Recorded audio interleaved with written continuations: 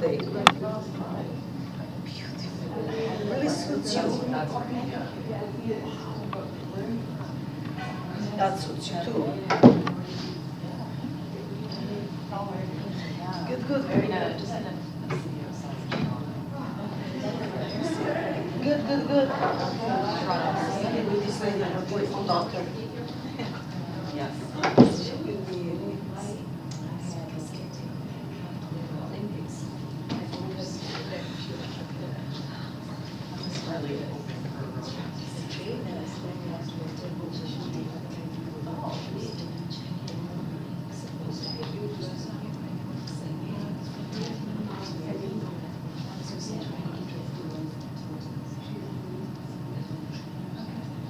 Is Sati here?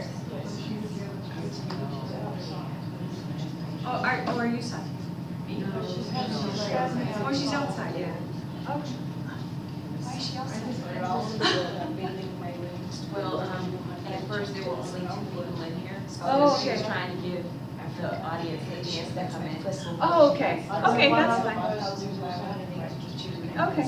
We just have to end on time, so I want to make sure she gets the time. Right outside. Okay. And in comparison to other events, we already got back. But at the same time, our children is free teaching,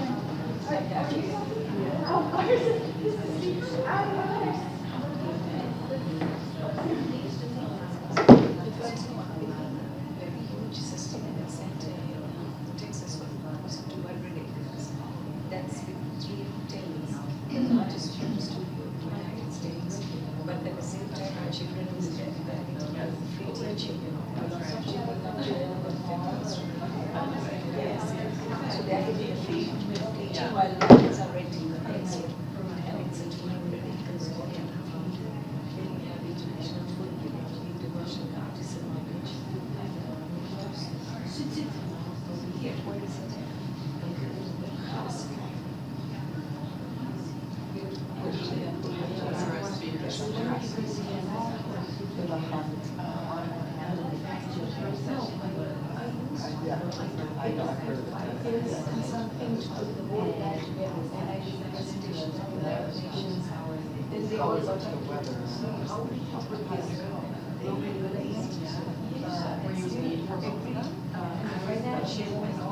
At the same time, she teach people to have children.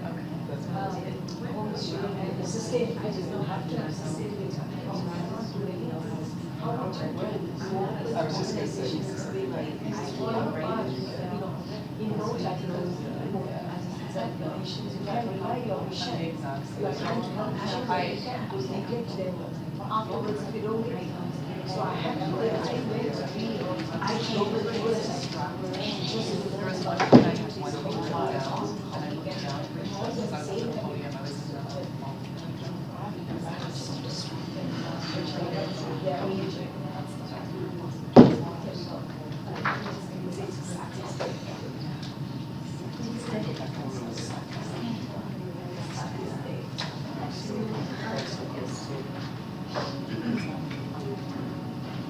Good morning, everyone. A very warm welcome to WEF 2016. Our topic is female cancer and my personal journey of mind, body, and spirit. Our speaker is Satinara Simon. Let's hand it over to her. Well, good morning, everyone. I almost not come to my own session 8:15 in the morning, so I'm so appreciative for all of you getting up and taking the time to come here this early morning. And thanks to my people over there from Trinidad, from the embassy. Thank you for coming in. So I'm Sadie, or Sati, and I'm from Toronto, Canada. And just a little bit about myself. What do? I'm a professional accountant, a tax accountant, and I'm a tax auditor with the federal government. So this morning, what I'm doing is I actually made my own speech. I'm the only one, there's no panelists. I've got an hour, but my speech is not an hour. And this actually is a very personal thing. It's my story, and I'm actually sharing parts of it for the very first time. And so it's part of my healing process. And actually my objective if I can just touch one person's heart and it helps one person, then this I'm accomplished today. So here it is. So the speech is female cancer and my personal journey, mind, body, and spirit. So what a topic to speak on, eh? It's a pretty tough one. It touches each of us in some way or the other. Brutally facing mortality, love in life, a rude awakening, shaken to your core, your being, your essence. This is my story, my pain, my ending, my beginning. I used to be this happy-go-lucky person with a personal belief of always living life as charitable as possible. It doesn't have to be monetary. I smiled at strangers. I volunteered at the ICU for the heart to the hospital, or at the Taekwondo club, hundreds of hours. I ate the right food. No French fries, and I love French fries. No ice cream. And I was in preparation for my black belt for the Taekwondo discipline, which I really love. I will never be diseased, I thought, and never be a burden to the Canadian healthcare system. Not realizing in my subconscious all the years of dark thoughts feeding into my cells. Something was brewing. And I remember the years of dark thoughts, life struggles, of course the biggest one, affairs of the heart. My entire life was planned with a man I put on a pedestal, only to have my life came to a halt one day. He dumped me. This person I was going to spend the rest of my life with was gone. My heart bled. My world became dark. Thoughts cryptic. My body had no tears left. I was hurt, dejected, embarrassed for myself, humiliated for my family, and the list went on. I felt no self-worth, ugly and unattractive. I was stuck in this web of a vicious cycle. Hello?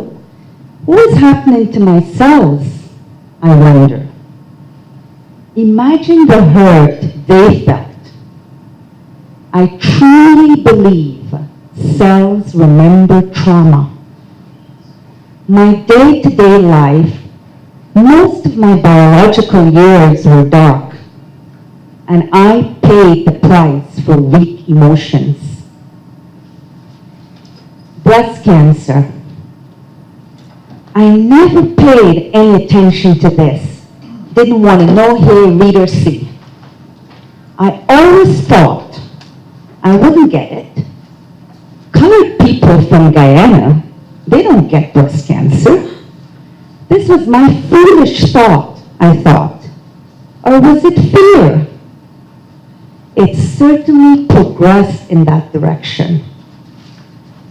I remember 5 years prior to that ill-fated day, I had a dream. It was so vivid and so real. A lump was found on my left breast, 6 o'clock position. I was so startled, I jumped up in a seated position just as the news was forming the word C. My head and face were soaked. I was shivering, only to momentarily realize that it was just a dream. As time went by, I became obsessed with these thoughts. Fear was taking charge.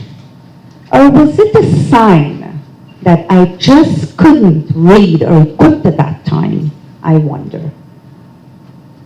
I was diagnosed with breast cancer at the happiest time of my life. I had learned to love myself exactly the way I am, with all the little imperfections. My imperfections became perfect because I love myself. I am worthy, I am beautiful, I believe in me. I did not depend on someone else to validate me. Life was great. I was finally getting off the shelf and marrying to my Californian love. That beautiful day, my wedding day, was a glorious day. My beautiful dress, my dreams await. I had a chance to be a mommy. As I looked at myself in the mirror, I felt like a princess. However, lurking at the back of my mind, I couldn't help shedding a thought. To my left breast, where a lump was found just a week prior. I was laying in bed, and I was talking to a childhood girlfriend from New York who was excitedly making her trip to come to the wedding. As my hand suddenly glided to the bottom of my left breast, I jumped up in a startle, rushed to the bathroom, and raised my arm. There it was, in the 6 o'clock position, just as the dream 5 years prior. On the day of surgery, I had my CD player with my healing mantra. My spiritual grandfather, Swami Veda Bharti, of the Himalayan tradition, told me to do so. There we were, my family and I, in agony.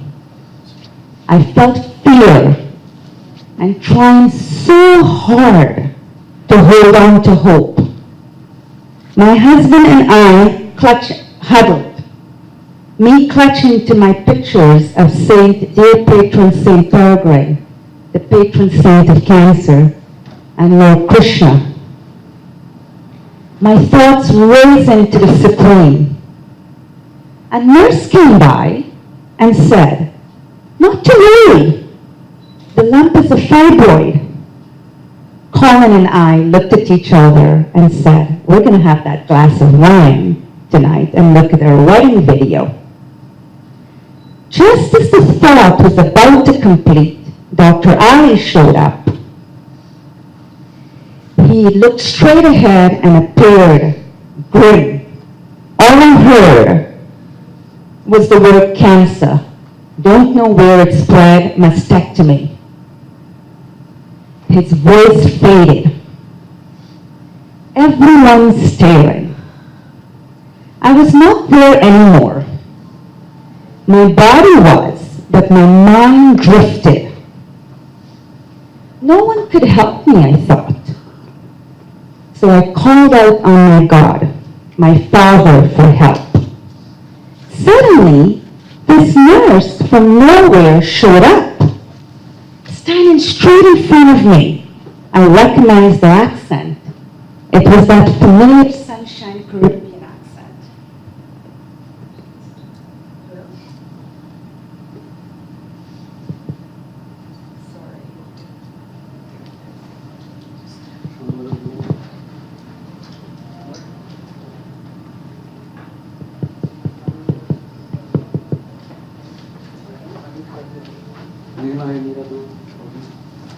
Hi there. Hello. It's not working.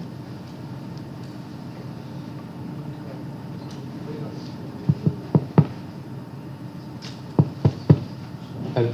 Yes.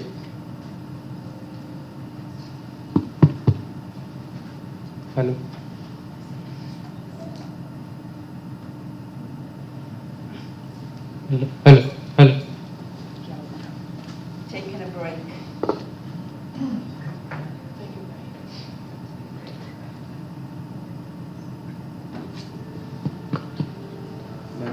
Cell निकल के ऐसे कुछ हो रहा है। Check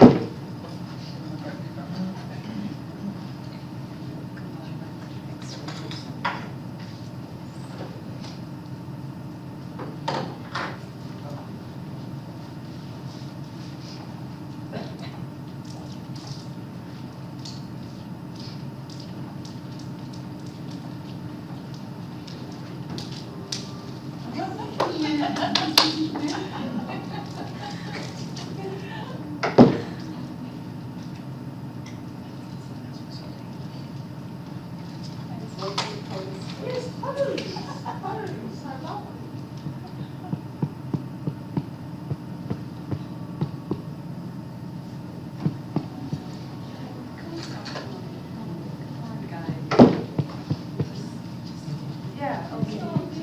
You know what? Okay, I'm just gonna go without it. Because everyone. तभी तो नहीं आ रहा। केवल निकालो अब। They wanted for the live stream. वो उसी में था तुम बोले। Yeah, अब बोलो ना। okay, so. बोलो। आप इसमें लगा पट्टी लगा के। अरे नहीं रे बाबा। डायरेक्ट ले रहा हूँ आपको क्या करना। Check hello Hello, can you guys hear me now? Oh, where was I? Okay, right, well, okay. So what I was saying was, as my mind drifted, no one could help me. I called out on my God, my Father, for help. Suddenly, this nurse showed up, and I recognized that familiar Caribbean accent. She started praying with conviction, and she said with authority in her voice, "With conviction, you are saved," she said to me. She disappeared, and then these two young doctors showed up, each holding a hand of mine. I felt like a child, like the Lord was guiding their actions. That nurse showed up again as they were preparing me. And I looked straight into her eyes, her huge eyes, as she was praying in that authoritative voice. I was staring into her pupils as everything went black. Suddenly, I felt this soft, white, beautiful, glowing light over me. I was smiling and excited. I was actually giggling, communicating to something, and I felt so happy. My hand glided over to my left breast and thought, oh, I have my breast. And then my awareness became to here, on this plane, back to this reality. By the way, I tried looking for that nurse. No one's heard of her. No one's seen her. My breast specialist never found her. Doesn't know what I'm talking about. Very interesting indeed. By the cancer, growth was aggressive. HER2 triple negative. My body was young, and the cancer took charge. I had 9 lymph nodes out, and chemo, it broke me. It broke my mind, body, and spirit. I remember distinctly one incident when I was trying to concentrate on the Supreme Father, and I just couldn't. I felt like a zombie. I had no thoughts. It was weird. I had to rebuild from each level. Each cell was crying. It was tough, sad, scared, It brought me to my knees. The psychological pain was difficult. Looking into the mirror, I couldn't recognize myself. Losing my hair, I felt anger. I loved my hair, and I was torn. I knew I would lose my hair. I was prepared, but when the time came, I was not prepared. In a sweep of 3, all the hair was gone. I never knew or paid attention to having hairs in places that we wouldn't think about. Well, let me tell you, not having hairs in your nose meant that my nose dripped all the time. One night, I went to brush my teeth, and I couldn't. My gums bled, so I used my finger as my toothbrush. I couldn't taste. Everything tasted like metal. My stomach felt upset most of the days, and the list went on. My body, my organs, my cells were crying. But it was also that time I had the opportunity to grow. Time to strengthen my connect to the higher power, my Father. I kept positive, and I couldn't have done it without my family's support. My husband loved me exactly the way I am, or I was. They were amazing, my heroes, my iron shield. My brother was like a soldier. No one was allowed to entertain a negative thought. And during chemo sessions, my entire family accompanied me, including my husband making his way from California. I was fed nutrients every 2 hours when my stomach was in agreement. I never for one moment considered dying. I felt it was just a major bump in the road. A new day is coming. This was the key to my success. Never consider it a negative thought. At the time of diagnosis, I was not aware. My brother was conducting a worldwide research for alternative help. He was convinced that there was more than just Western medicine for me. There I was, on the start of an amazing journey. At first, I was skeptical. Could it be true? Miracles? Logical and illogical minds were in conflict.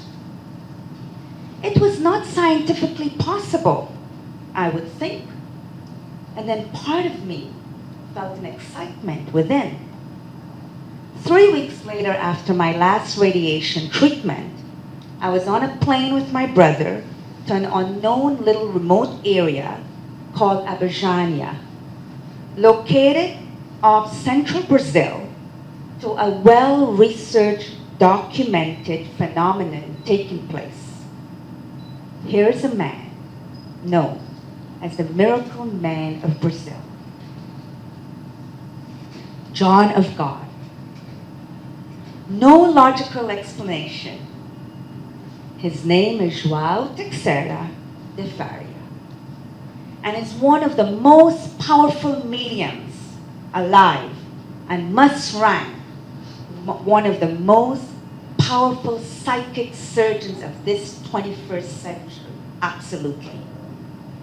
His body is being used as an instrument for the spiritual entities of light to incorporate, giving himself to healing others and serving others.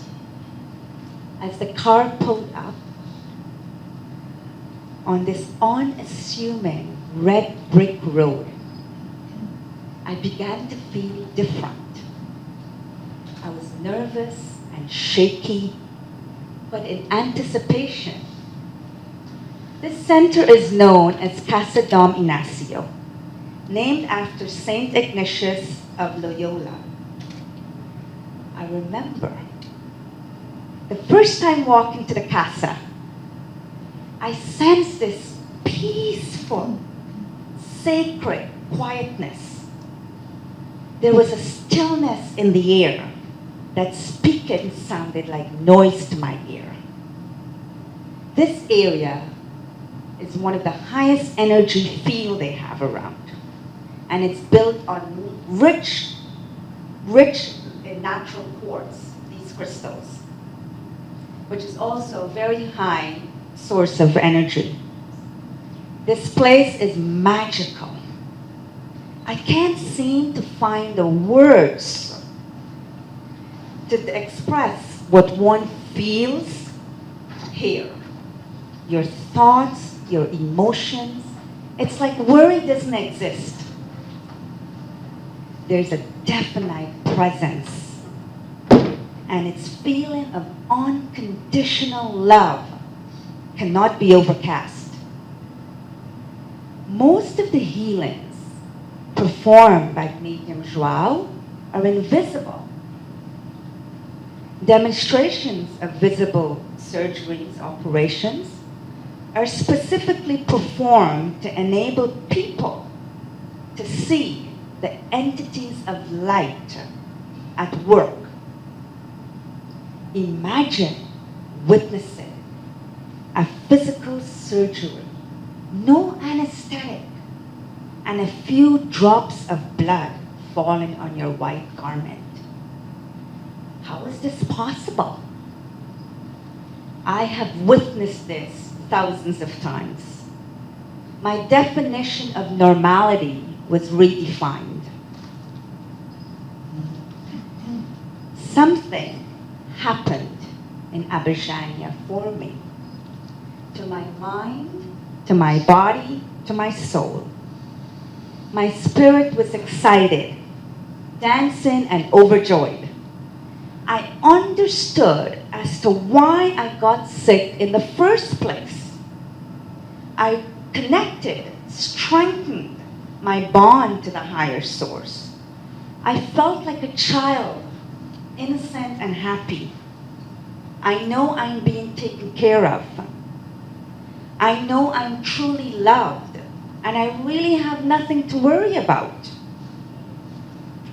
I had the opportunity to forgive myself for the contribution to the disease, the dark, cryptic thoughts, the guilt I felt for wasting so many precious, youthful years on weak emotions. I felt the entities of light working on me, and I am of absolutely surety that I was diagnosed for a reason. This is where I'm supposed to be. My perfect crooked path. My life began. My truth, my essence, Father nudging his child. So I conclude today that this is my story. I own this story. And what is my message? My message is loving myself, loving yourself. And it's not just simple words, it takes a while. It took me years to fall in love with me. This is the key to self-esteem and confidence, making us less dependent on someone else for our happiness. Loving ourselves exactly the way we are, with all our little imperfections, We are beautiful exactly the way we are. We are individually unique, made in the image of the Most High God. We are special. We are loved. We are the power. This is my message. This is the key. Our thoughts. Our thoughts are us. We are our thoughts.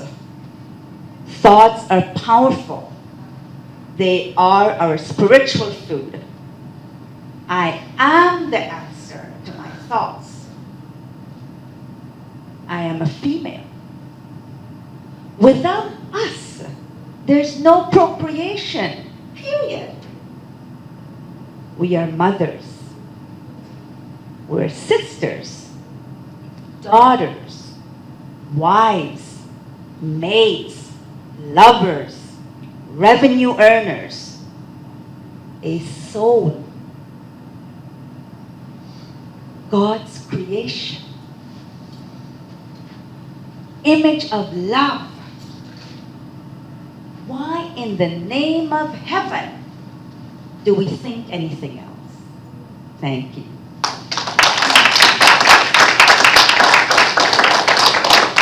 Thank you so much, ma'am. Is there any question? Yes, I have a question.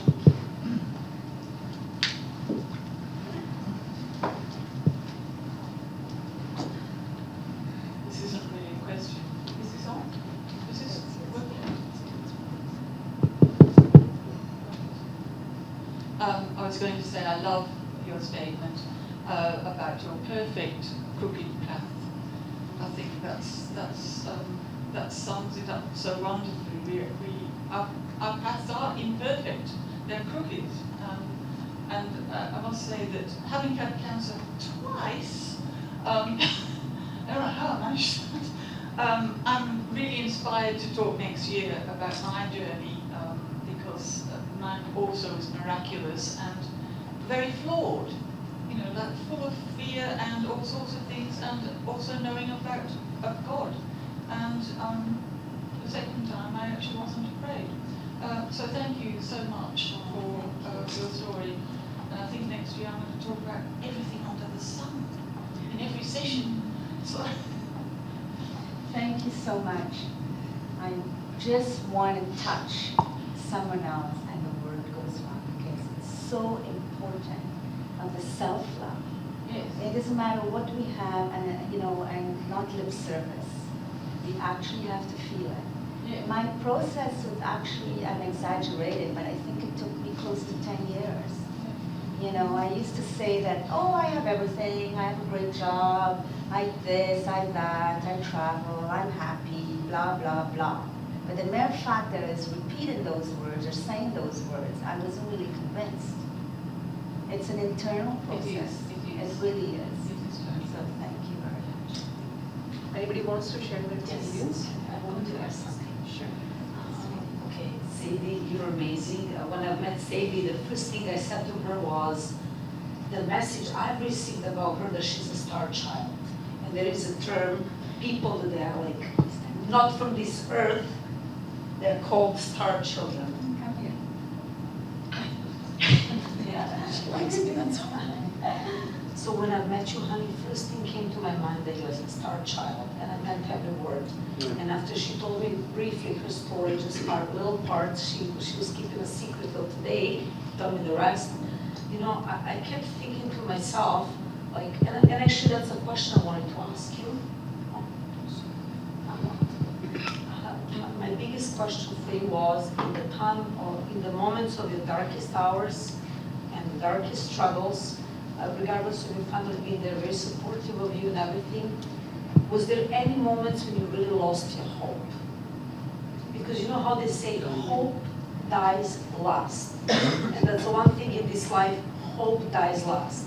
I just want to know, can you remember? I'm sure you do. And tell us more about the hope and, you know, the faith and the whole thing. I never lost my hope. It was the key to my success. because when the doctor walked in, he couldn't look at me. He couldn't look at me because he was so emotional. And as I didn't know it was cancer because I had that small hope that it was a fibroid, but in my heart I knew something was wrong because I doubted inside everybody. I went to lots of doctors and they said 90% chance non-cancerous, but I didn't believe them. Why? I never questioned the medical system. So when Dr. Ali looked up and said all these things, cancer, mastectomy, all these things, I didn't even know what those words were. I forgot about him. And my husband wasn't there anymore. He was sitting beside me. I drifted, literally drifted, and called out to God. And it's my mind went somewhere because I knew 1,000,000% that I was being taken care of. And when that nurse showed up, she was actually had a Jamaican accent. And when that nurse showed up, and who preaches at a hospital? We're talking about Toronto. Like, who does that?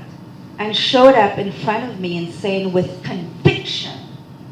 And then and doctors holding your hand and going to the surgery room, and my eyes actually closed, looking into her pupil. I knew, because for me it didn't really matter who humans were around. Dr. Ali and his staff was being protected. They were working through the forces of the greater source. And so I never lost hope, and that was the key. But it was a struggle actually concentrating sometimes during chemo because my body was broken, mind, body, and spirit. I couldn't concentrate on praying. I felt like a zombie. And my Swamiji said to me that every level is broken down. And I had to rebuild from every level, you know. So yeah, I never lost hope. And that was the key.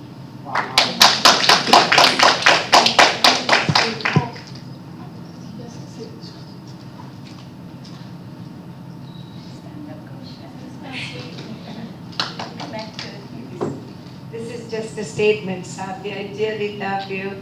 I just want to tell you that it actually really touched my heart.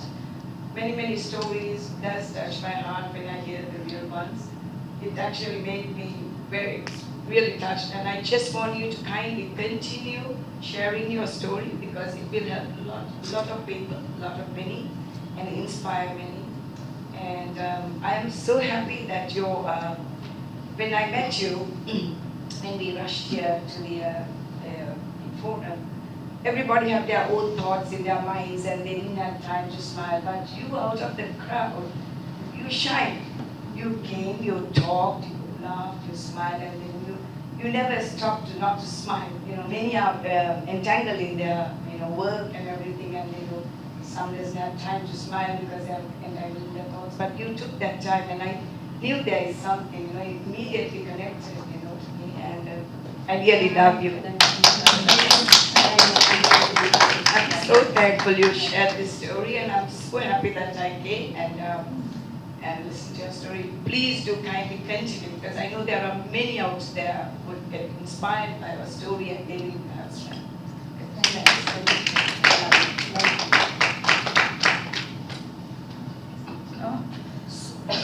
If I may add just one more thing to you, Sidi.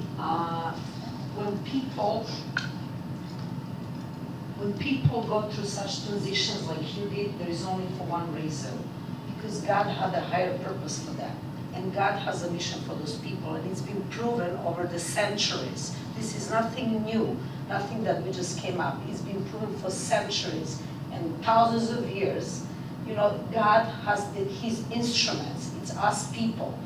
After your story and getting to know your personal level here at the conference, it was clear to me that you do, and you know what that purpose is. We discussed it even yesterday.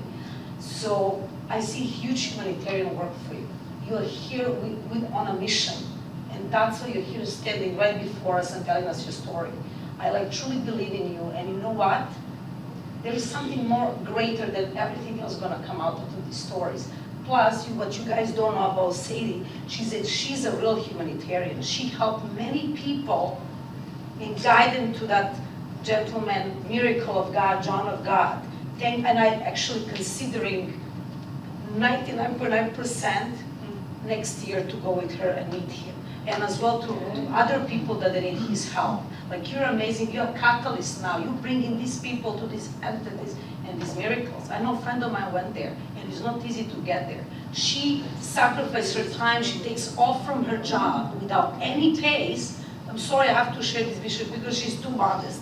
She takes off from her work without any pay to take people that are in need of help. So what this guy tells you, that this woman is alive because she needs to do some God's work.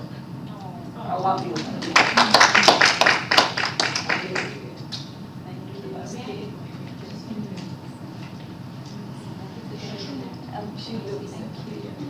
She's a truly amazing story. I'm so glad that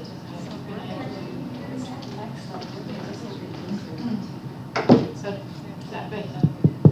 No? Is that better? No? Yes? There's something there, isn't there? Truly amazing story, and thank you so much for sharing it with us all. It's really marvellous, and I would like to hear more about your experiences when you go to Brazil. Okay. Okay, and what happens, and how he is able to help. Fascinating. Yeah, for sure. Thank you. Mike's working. I just wanted to say that you have an amazing story, and thank you so much for sharing it with all of us. You know, cancer is a very, very vicious disease, and it kills so many people. But I strongly agree with the young woman that said that you're still here because you have a purpose. So continue to share your story, because there are women out here, you know, and men, that would really benefit from hearing what you have to say. And it's funny because we were just talking about angels yesterday, and I was telling you that I believe in angels. This is just my personal, Showing up at the hospital. my personal belief. And that nurse you spoke of, that no one knew existed.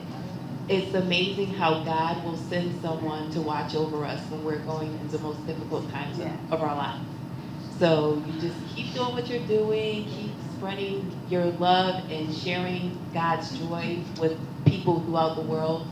You have an amazing story. Thank you. Thank you. I can't find that nurse, but I remember her eyeballs. That's the only way that if I have to recognize her, it would just be from her eyeballs. And she definitely was from the Caribbean because I recognize the accent.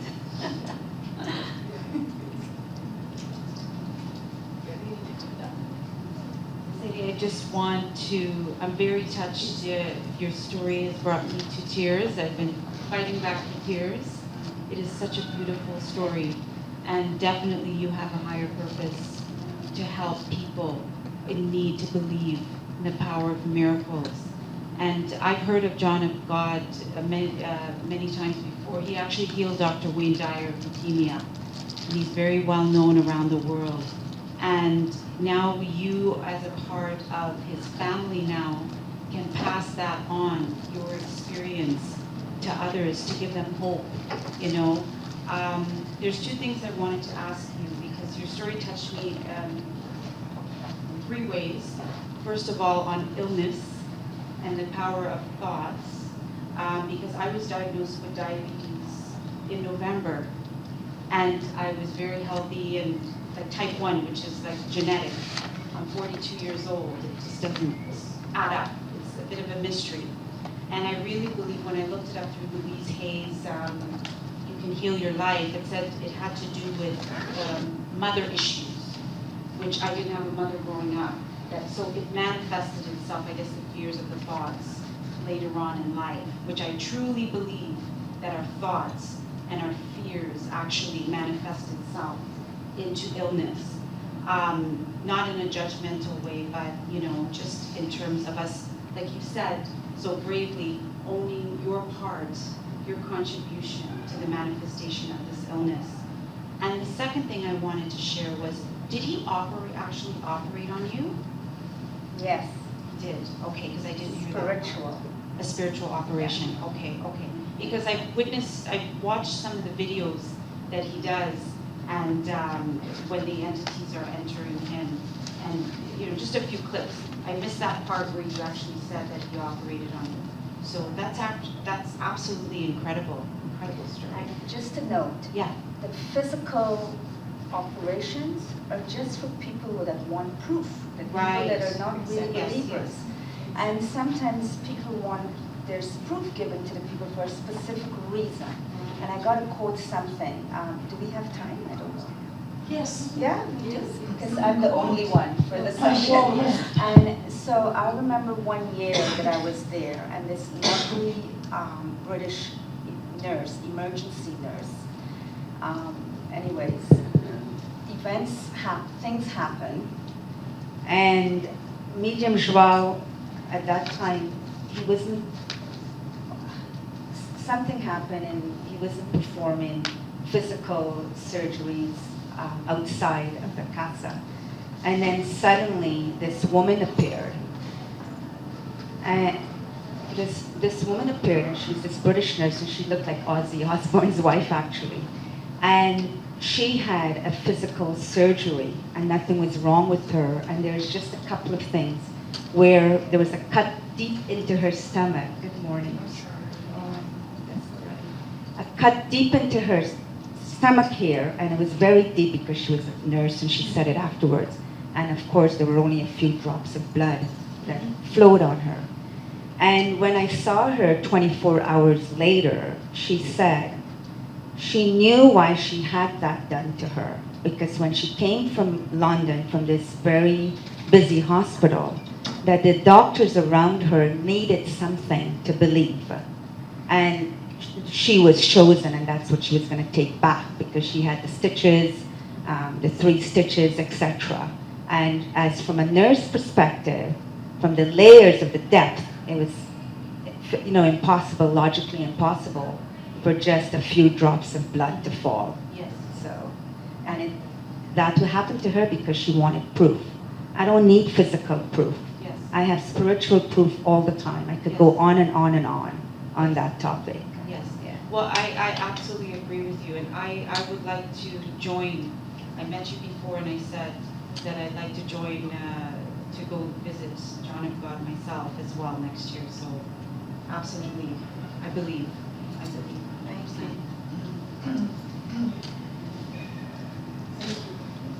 Lisa,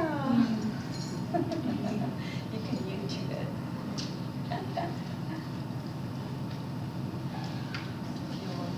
Thank you all for coming, because I feel accomplished. I've touched, and I'm sure somebody will tell somebody, and the importance, my message, and how important it is to love ourselves exactly the way we are, with our imperfections. We don't need someone else to validate us, and that's the key to everything. And the thoughts are powerful. Be careful of the words that are coming out of your mouth, because you don't have disease of the tongue and words. You have to really be careful and, guard our mind and guard your thoughts.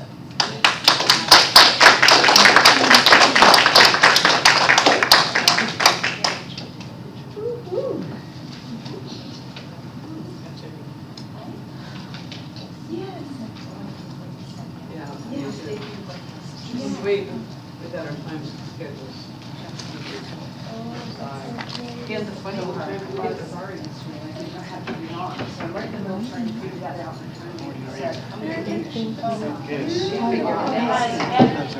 Neighbor stayed next door to me, and she's so sweet. She's in Very good. Lovely. She's come to my room. Right? We used to call the front desk. Good answer. She's from Idaho. Well, all the Idaho girls. All the Idaho. Potatoes. We're in Idaho. Beautiful place.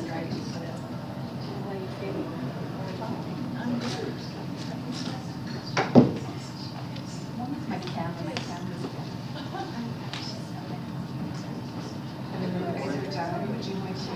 About black, very nice.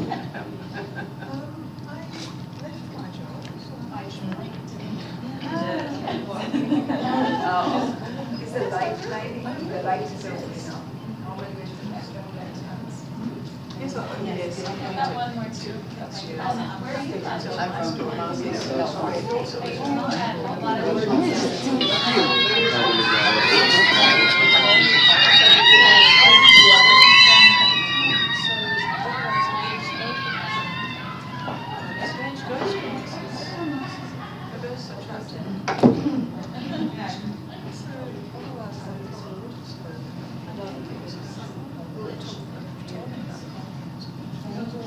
Thank you. How are you? Thank you for phoning your ass. Listen to my speech.